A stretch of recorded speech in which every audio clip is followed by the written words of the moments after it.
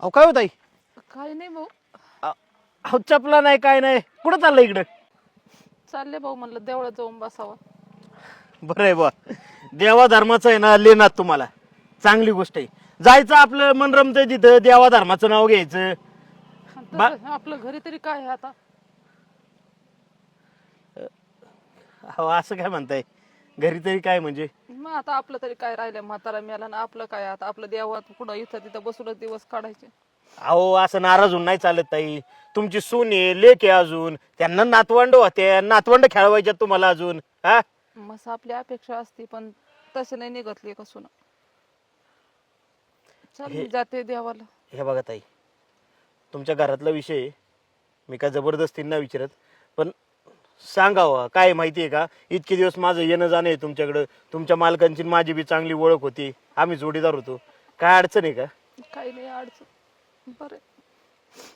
हे बघा, बोललं की माणसाचं मन हलकं होते. काय आहे ते सांगा मला. आता काय सांगायचं भाऊ, सून मरणाचा त्रास देते, म्हातारा मेल्यापासून नीट भाकर नाही का चहा टाइमवर नाही. आणि आपण तिला काही म्हणायला गेलं का म्हणते तू माझं घरानं करते, तू शेजाऱ्यांना सांगते. आता तुम्हाला पाहिलं लहानचा मोठा झालाय, मी कशी बाई काही कोणासंग शब्द तरी आजपर्यंत काही म्हणले का? नाही चालायचं बरं का, पण एकदा पोराच्या कानावर घाला तुम्ही. काय माहितीये का, पोरी थोडे चुकत्या, त्यांना काय होतं आपलं काय परक काय कळत नाही. त्यांना वाटतं सासूबाई म्हणजे आपल्या घरातल्याच नाही.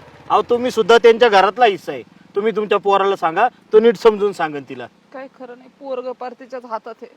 आता तर पाय त्याने पार हद्दच पार केली. दरवाजा तोंडावर लावला, येईन आली म्हणतो येईनीला काही सांगती, आणि ते येईनीला मी एक सांगितलं आणि तिने उलटच लेकीला सांगितलं. हे बघा ताई, तुम्हाला एक सांगू का, मी कोणाच्या घरात कधी डवळाडवळ करत नाही. पण तुमच्या मालकांचं आणि माझं संबंध चांगले होते, आणि तुमचा मुलगा मला बाच्यासारखा आहे, आणि आपले घरगुती पण संबंध आहेत. तुमची परवानगी असेल तर मी एकदा त्यांच्याशी स्पष्ट बोलून घेतो. अरे बाबा, कोणाला नाही सांगितलं आणि ते जरी गेलं तर ते म्हणतात का तू बाहेर जाते चाड्या सांगत, तू गेला तर ते मला हाणायला येणार नाही.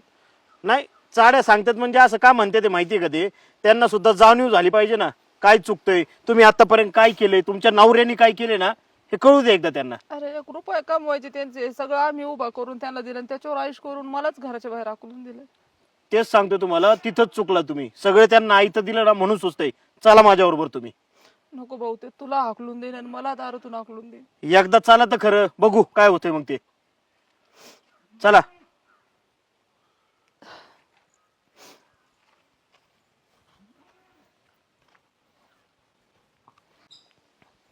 या